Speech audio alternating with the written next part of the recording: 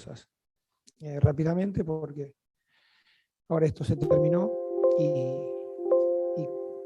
volvemos a jugar un partido definitorio el día sábado. Bueno, Diego Palomino de Lima, Perú, de Miraflores Radio y Latinos Exitosos. ¿A qué se debió la derrota tan contundente por ese marcador tan abultado 3-0? ¿Hubo fallas quizás en el planteamiento táctico de cómo enfrentar el partido el día de hoy? Porque en el partido jugado en México estuvieron a punto de ganarlos, a segundos de ganar el partido, y sin embargo hoy han tenido una derrota contundente. ¿A qué se debe ese giro del equipo, ese cambio tan radical en una semana? El planteamiento táctico fue sacarle la pelota a ellos en el circuito del mediocampo. Nos hacen 2 goles cuando el equipo ya estaba abierto totalmente. Cometimos errores en la salida y ante un equipo que desdobla también, eso termina siendo muy complicado, y el rival, con la jerarquía que tiene principalmente de la mitad de la cancha hacia arriba, te termina definiendo.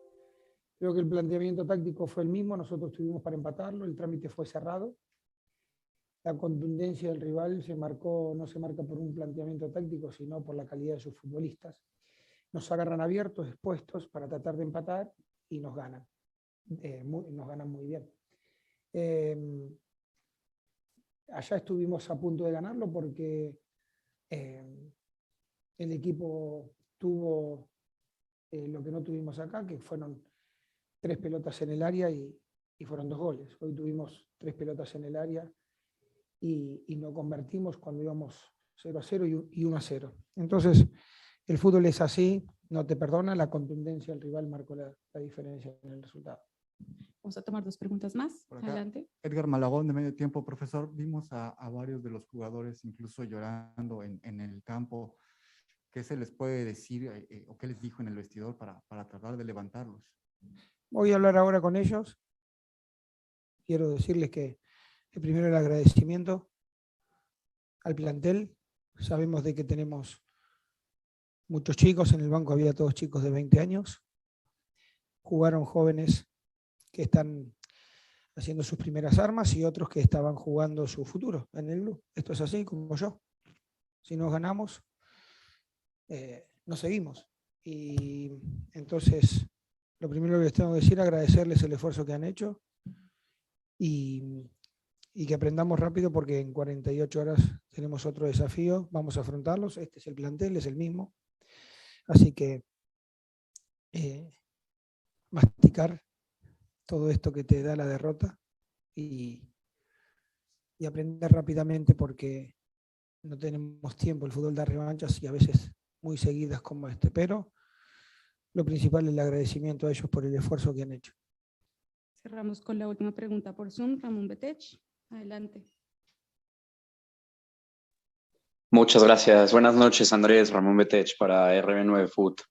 Bueno, justamente como usted lo menciona, ya viene el partido contra Chivas. ¿Cómo transmitirle al equipo esa mentalidad de que perdieron este torneo, pero todavía queda mucho camino que recorrer en Liga MX? ¿Qué tiene que decirles? Muchas gracias. Saludos. Buenas noches. De mirar para adelante, hemos salido siempre de situaciones muy complejas. Ellos nos han sacado de situaciones muy complejas y ahora no tiene que ser la excepción. Mirar para adelante, sacar la cabeza rápido afuera del agua. Hoy estamos mal en el fondo del mar, pero mañana ya tenemos que estar nadando otra vez, porque nos queda el partido definitorio de la Liga MX. Te vuelvo a repetir, la fortaleza de este equipo se basó siempre en su cabeza, en la fortaleza de la cabeza. Entonces, transmitirle eso, que volvamos a partir de mañana, cuando llegamos a la Ciudad de México, a ser los mismos que hace 8 días con Pachuca. Entrenador, muchísimas gracias.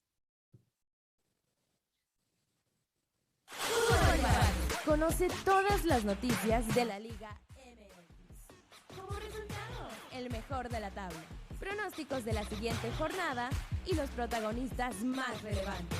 De la mano de Sebastián González, Fabián Luján, Martín Álvarez, Luis Miguel Íñiguez y Paulo Guevara. Todos los lunes y jueves en punto de las 20 horas. horario de México.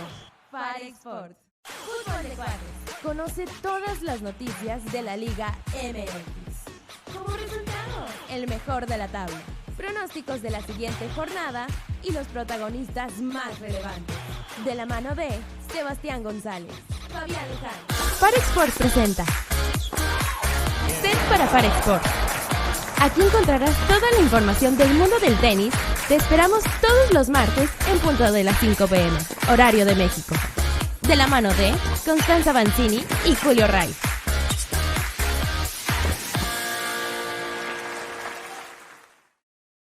Fare Sports presenta Set para Fare Sports. Aquí encontrarás toda la información del mundo del tenis. Te esperamos todos los martes en punto de las 5 p.m., horario de México. De la mano de Constanza Banzini y Julio Ray.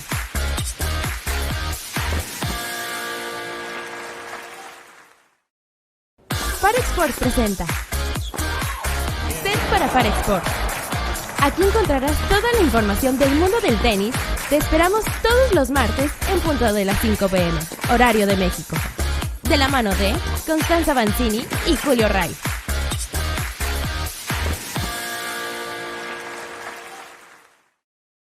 Fare Sports presenta Set para Fare Sports. Aquí encontrarás toda la información del mundo del tenis. Te esperamos todos los martes en punto de las 5 p.m., horario de México. De la mano de Constanza Banzini y Julio Ray.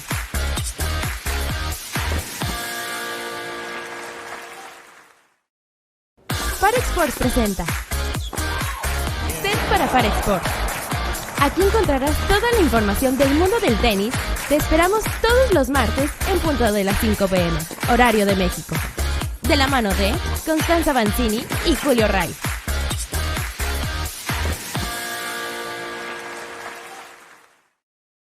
Fare Sports presenta Set para Fare Sports. Aquí encontrarás toda la información del mundo del tenis. Te esperamos todos los martes en punto de las 5 p.m., horario de México. De la mano de Constanza Banzini y Julio Ray.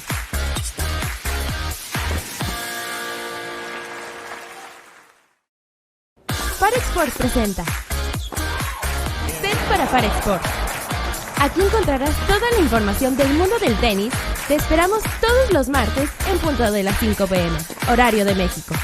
De la mano de Constanza Banzini y Julio Ray.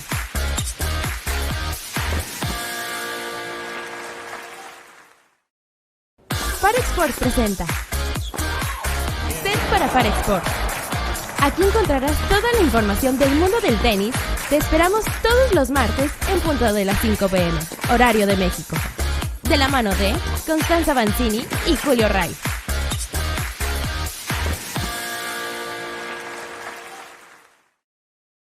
Fare Sports presenta Set para Fare Sports. Aquí encontrarás Fare Sports presenta Recta Final. Alex Cervera y Ricardo Pedraza Vega te comparten tendencias, resultados, estadísticas, calendarios y entrevistas del mundo del automovilismo. Todos los lunes y viernes, 9 p.m., horario de México.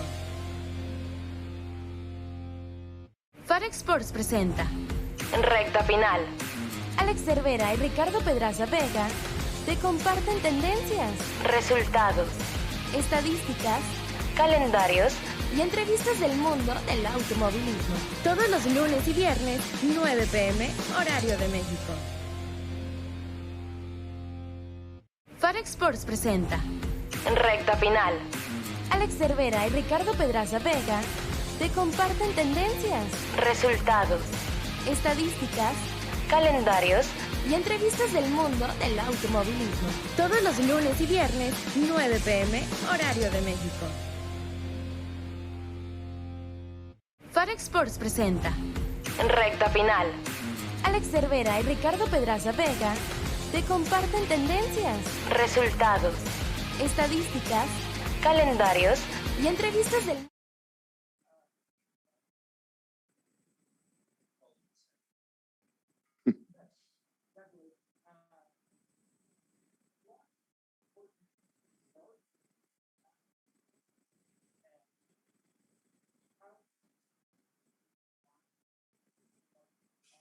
Yeah. Look, you have to credit Kellen. He's an experienced guy. You know, that was not an issue. He played left back for me a couple of times. That one's an easy storyline, a good storyline, because he wanted to come back to Seattle. He wanted to finish his career here.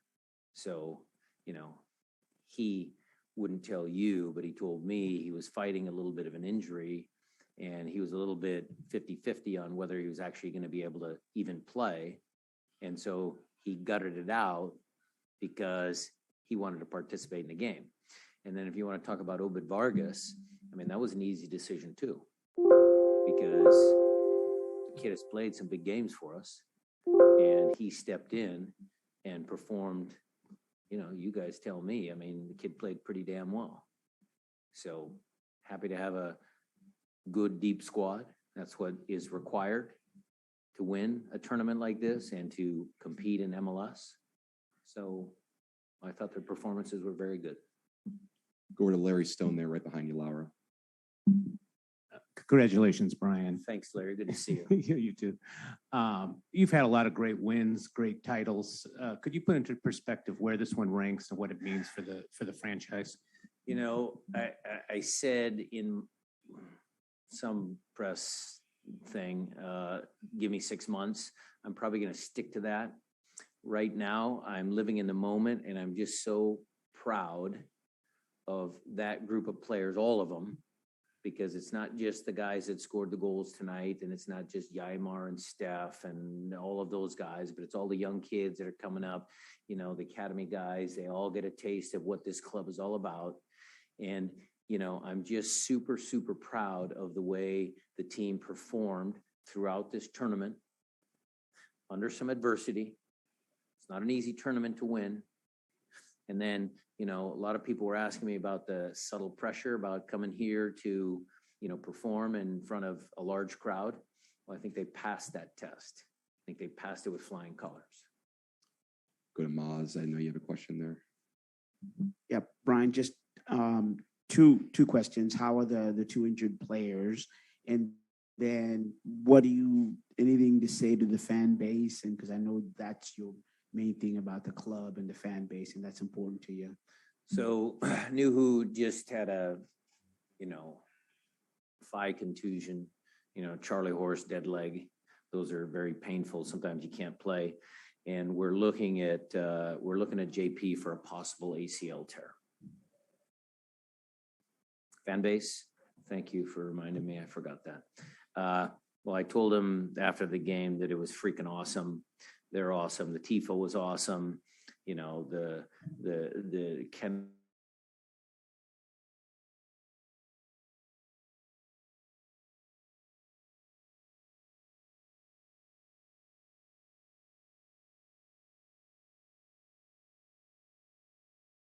The players felt it. You know, it was spectacular. We'll stay on this side of the room and then make the mics way over there. Ibis, and then we'll go over to Jeff. Brian, congrats on another title. Two different ones for me. First, Raul and Nicholas. When the lights are the brightest, if they're healthy, they deliver. It just seems like game after game. The bigger the game, what is that? What do you think when you knowing you have two guys like that for a game like this? As a coach, how much comfort does that give you? And as far as Garth goes, and this trophy, it's kind of like his Moby Dick after the whole Real Salt Lake loss. And, you know, Adrian yesterday talked about how Garth would bring it up over and over, even early days when things didn't go so well in this tournament. What does it mean for you to kind of help him kind of get that monkey off his back? He stated when he first came here in 2015, I saw his interview and everything. I mean, it was something that he had participated in, got really close with RSL. And I think that was a little bit of a personal plus club goal. And kudos to him. He achieved what he came here to do. Now, he had a ton of help from the players and the staff and Chris Henderson and Craig and everybody, but Garth does a great job. So credit to him for getting a bunch of good players together. And, you know, that's you know, it's a statement for himself, but it's also a statement for the club, which is, I know what he would say I know what he's going to say. He's going to deflect a little bit. He's going to say, well, this, but he does a good job. And then as far as Raul and Nico, I mean, Raul's a killer, okay, in a good way, not in a bad way. And, you know, NFL, they have the franchise tag players. Isn't that what they have? You can call Nico the, you know, franchise player. Jeff? Brian, I know you've been trying to keep questions about the possible history that your team was going to make kind of at arm's length running into this, but now that you've crossed that finish line, I mean, how gratifying is it to be the first MLS team to win under this format? Yeah, again, I'm so proud of that group of players, all of them. I'm proud of the coaching staff, you know, because they put in a lot of hours, a lot of effort.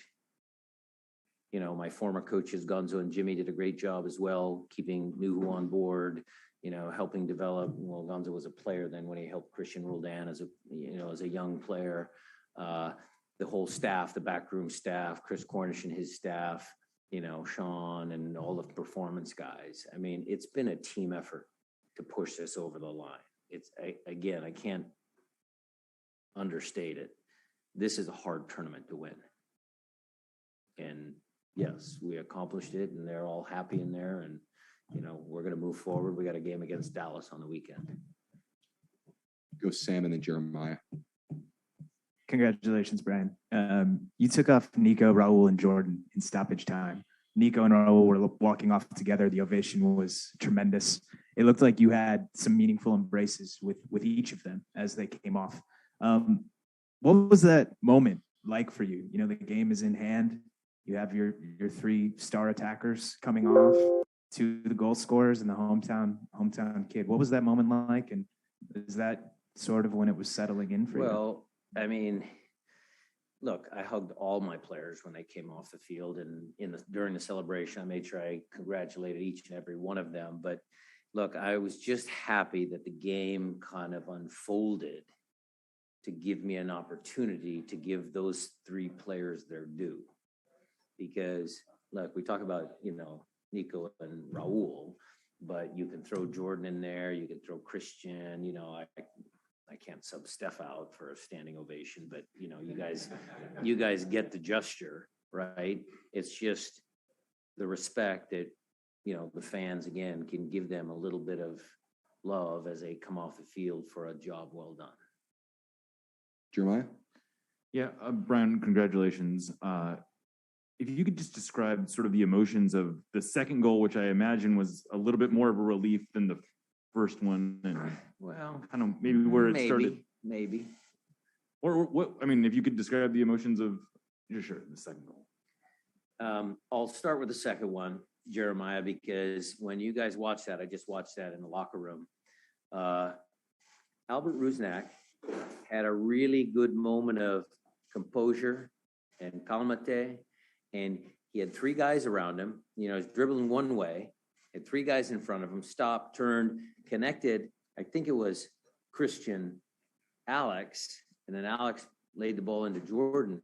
But Albert's composure in that moment is exactly what we needed, because Pumas came out in the second half when it was 1-0 and Steph made that save. They were on top of us and we couldn't get a hold of the ball. And we're on the bench. We're like, oh, what can we do? Can we make subs? No, we can't make subs. How are we going to get message to the team? How are we going to get that little bit of composure that we need?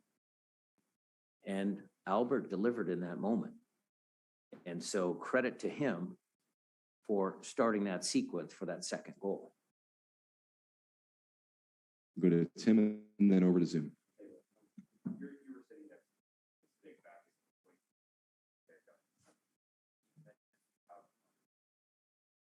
Are there a few things you look back on and say, different ways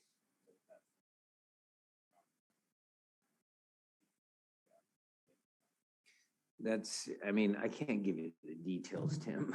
I mean, it's a long time ago, but we certainly have learned throughout the years all of these experiences. Myself personally as a coach, working with one of the greatest MLS coaches ever, yes, I took a lot of experiences from Zig and, you know, put them into my own coaching. Yes, Tommy Dutra was there with us.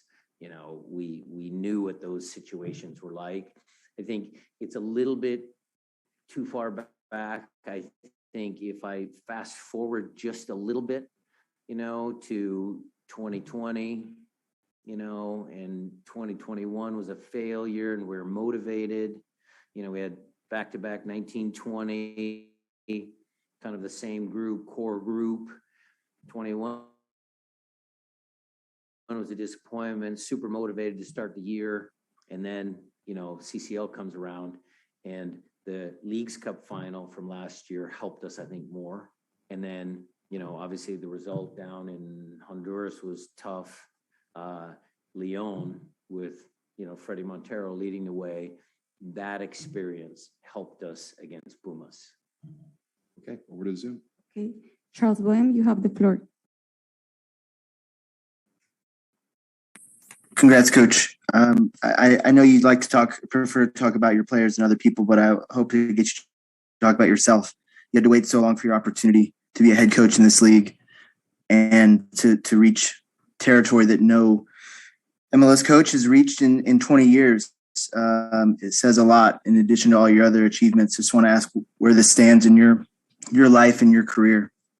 Well, obviously it's very big. I'm going to defer again to all of the great coaches in MLS. You know, Bob had a shot at it. Bruce had a tremendous year last year. Peter does a great job. Adrian Heath, Oscar, you know, Steve Cherundolo, my good friend Gio Savarese in Portland. I mean, there's a lot of talented coaches in MLS. This was going to happen at some point. Yes, I feel fortunate that I'm with a really strong organization, forward-thinking, you know, proactive organization, and I had a chance to do it, yes. But I think there's going to be more success following our success. So again, I would hark back to, you know, give me 6 months. Let me get past Dallas again. Let me get past the Open Cup game at Starfire, which is going to be a big deal. Let me get through some of those games, and I can maybe reflect a little bit more. We'll take 2 more questions. Sergio Venegas. Thank you very much. This is Sergio Venegas from Mexico City, Deporte.com. Congratulations, Coach, on defeating Pumas and winning the Concachampions-Fútbol League. So I want to ask you, like, today you just proved how supposed to be playing a perfect final in both legs, because you show the first game, you just tie the game, get the draw, and today just show the perfect way to defeat Mexican teams, and that is a lesson that the next coach that try to equal or do the same thing that you do today will copy that, I don't know, that formula, or I don't know how to express that kind of situation, because it's 16 years past to one team of the MLS defeat a Mexican team, and once again, congratulations for this excellent tournament and getting the trophy. Thank you, as always, for your enthusiasm with your questions. I don't know exactly how to answer that question, but what I would say is that the team, again, has a lot of grit and resolve, and they never quit when we were down in Mexico playing against Pumas. And then up here, yes, I think, you know, again, I think we got the tactics right. You know, they switched to a 4-1-4-1 to start the game. We were prepared for that. And, you know, Raul's goal right before halftime certainly helped us. But we talked all week about our transition moments, because that's where we were very good against Leon. That's where we were very good against New York City here at home. And I think that second goal really is the key goal for us to push us into this championship. Final question with Jada Evans. Thank you. Congratulations, Brian, on the win. I wanted to know what the locker room was like at halftime when you do have that 1-0 lead. But as you know, Pumas is a strong team as far as comebacks and whatnot. So what was the message like, or the mood at halftime? Well, the message was just tweaking our tactics, Jada. But obviously, we were ahead at halftime. So we were in the driver's seat. We could dictate our tactics to them. They were the ones that had to come out and, you know, push the game and try and score a goal. So I think there was a good resolve within the group. I think we talked about some things defensively. I think we tweaked a couple of things. in our attacking movements. So the halftime was calm, but right now it's probably going off. Isn't that what young people say? I don't think so, Coach. No. Okay. All right. No. On that note, I think we'll let them get over there to pop some bottles. Thank you, guys. Mix zone will be open for us in a minute. Thank you. Conoce todas las noticias de la Liga MX.